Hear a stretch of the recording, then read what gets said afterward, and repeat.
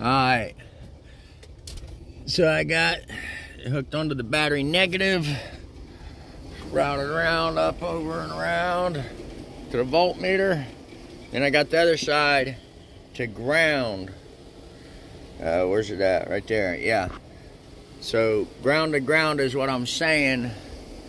Alright, now I'm going to enact the starter. Oh, voltage drop. I got you. Alright, so how I was telling you there, the grounding issue, I believe I found it right here, broken ground strap.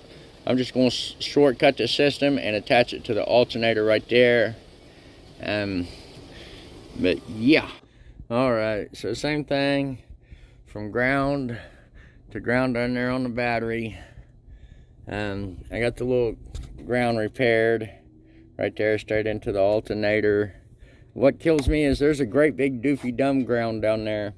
I'm gonna check it out next. However, for now, let's watch this voltage drop. Oh, it's cranking. It's cranking. Oh my God.